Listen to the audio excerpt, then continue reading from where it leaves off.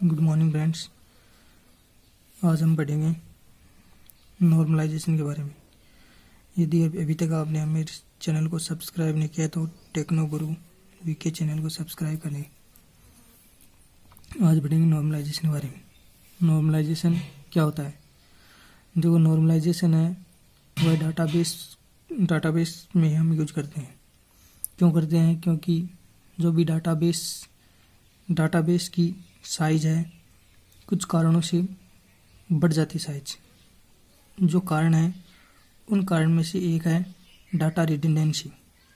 ठीक है, data redundancy मतलब होता है डाटा का डुप्लीकेट हो जाना। ठीक है, एक ही डाटा का बहुत जगह रिपीटेशन होना। ठीक है, तो नॉर्मलाइजेशन क्या है? नॉर्मलाइजेशन में हम क्या करते हैं, इस डाटा रिडंडेंसी को, मतलब जो डुप्लीकेट डाटा हो रहे हैं, ठीक है, उनको हम क्या करते हैं, रिड्यूस करते हैं। ठीक है, डाटा रिडंडेंसी को रिड्यूस करते हैं, न कि उसे एलिमिनेट करते हैं। ठीक है, तो ये टेक्निक है organising the data into multiple related tables. हम क्या करते हैं, जो रिपीटेड डाटा हो रहे हैं, ठीक है, उनको रिडंडेंसी को कम करने के लिए जो डाटा है उसको अलग टेबल में हम क्या कर देते हैं, उसको ट्रांसफ़र कर देते हैं। या ऐसे कह सकते हैं कि नॉर्मलाइजेशन एक टेक्निक है जिसके अंदर हम क्या करते हैं, टेबल्स को ब्रेक डाउन करते हैं। ठीक है, तो डाटा रिडंडेंसी के कारण क्या आती है? डाटा रिडंडेंसी के कारण प्रॉब्लम्स आती है। ठीक है, क्या क्या प्रॉब्लम आती है? पहली प्रॉब्लम आती है कि जो डाटा रिपीटेशन हो रहा है डाटा, ठीक है, उसके कारण क्या होता है, टेबल की साइज, डाटाबेस की साइज बढ़ जाती है। ठीक है, और इसके कारण और प्रॉब्लम आती है। जो प्रॉब्लम है, एक तो इंसर्शन की प्रॉब्लम आती है, डिलीशन की, डाटा को डिलीशन करने की प्रॉब्लम आती है, एक डाटा को अपडेट करने की प्रॉब्लम आती है। ठीक है, तो ये प्रॉब्लम कैसे आती है ये हम एक उदाहरण की सहायता से समझते हैं। ये हमारा एक स्टूडेंट टेबल है। ठीक है, स्टूडेंट की एक टेबल है जिसके अंदर हमारी फील्ड है, रोल नंबर फील्ड है, नेम फील्ड है, ब्रांच फील्ड है, एचओडी फील्ड है और ऑफिस टेलीफोन है। ठीक है, मतलब स्टूडेंट का रोल नंबर है, स्टूडेंट का नेम है और स्टूडेंट की कौन सी ब्रांच है वो उसकी ब्रांच है।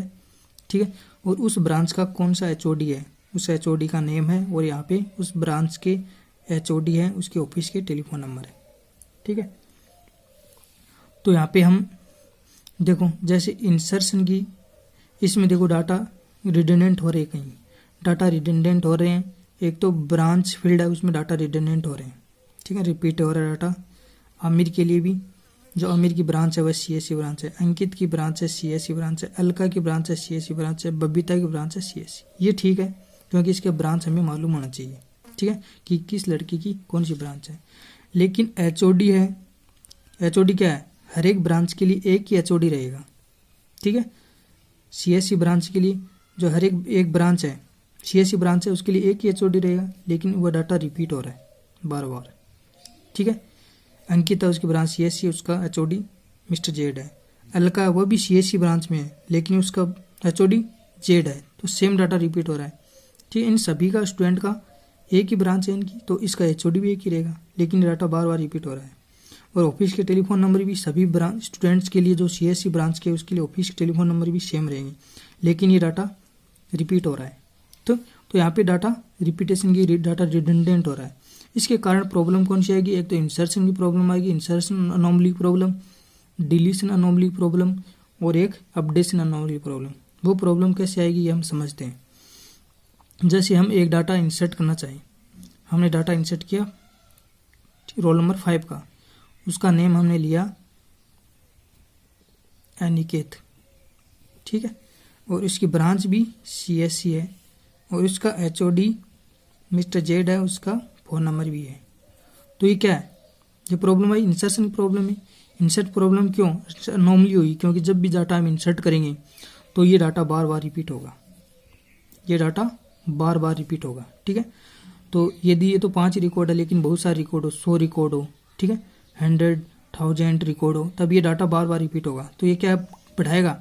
डाटाबेस की साइज को बढ़ाएगा। ठीक है, तो इंसर्शन की प्रॉब्लम ये आती है। दूसरी आती है डिलीशन की प्रॉब्लम। डिलीशन की प्रॉब्लम कहाँ आएगी?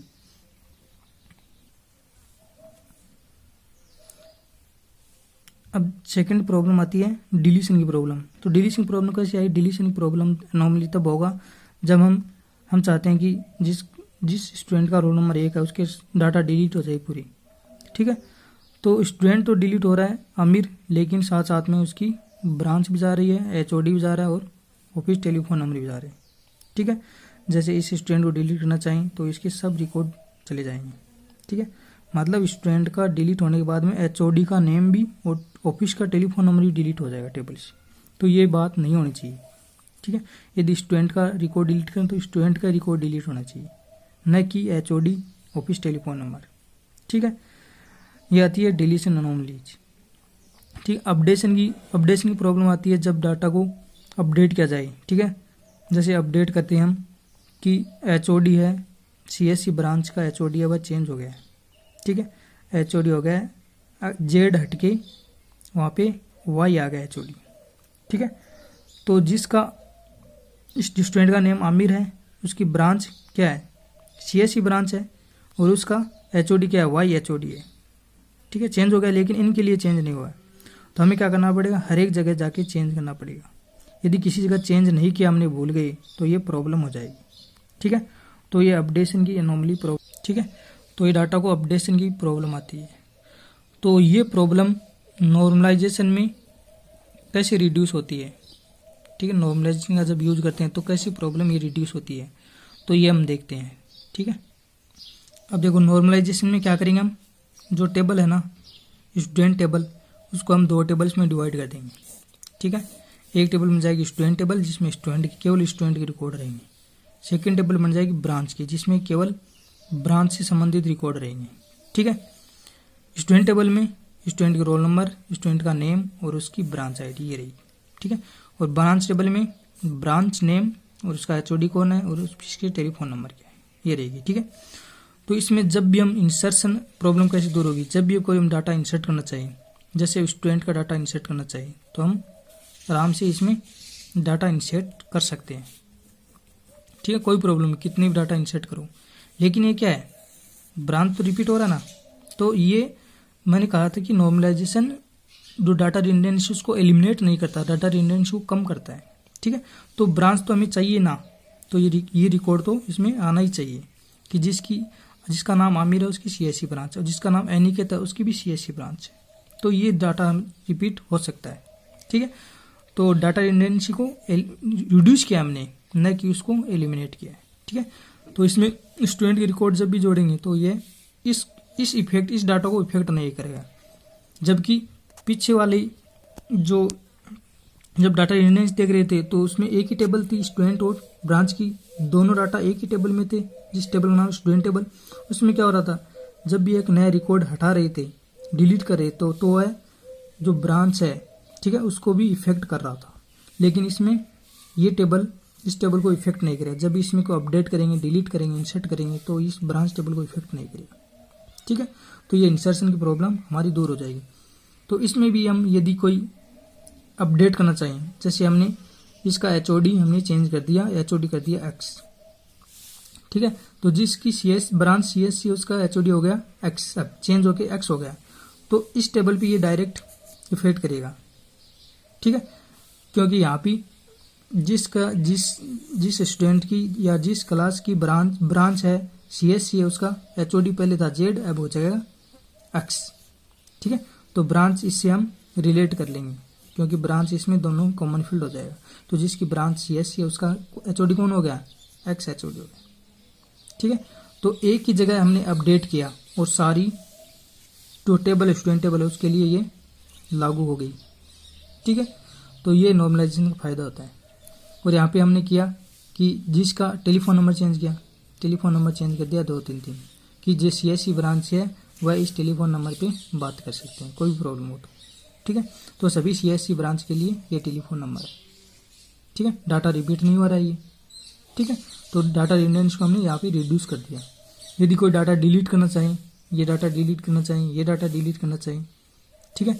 और जैसे 2019 का बैच था तो इसमें सभी डाटा सभी जो स्टूडेंट है वो पास आउट हो गए, तो सभी डाटा डिलीट कर देंगे, तो इसमें नो डाटा रहेंगे, ठीक है।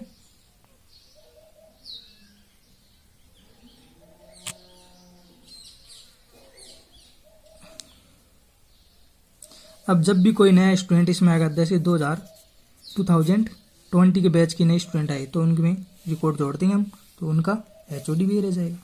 ठीक है, तो इस प्रकार हम नॉर्मलाइजेशन के द्वारा डाटा रिडंडेंसी को हम रिड्यूस कर रहे हैं। ठीक है, तो आगे हम पढ़ेंगे नॉर्मलाइजेशन फॉर्म पढ़ेंगे, जैसे first form, second form, third form, BCNF। ठीक है ना, तो ये पढ़ेंगे हम। तो हमारे द्वारा दी गई जानकारी आपको यदि पसंद आ रही है, ठीक है, तो इस वीडियो को ज़्यादा से ज़्यादा शेयर करें और इस चैनल को सब्सक्राइब करें, टेक्नो गुरु वीके। ठीक।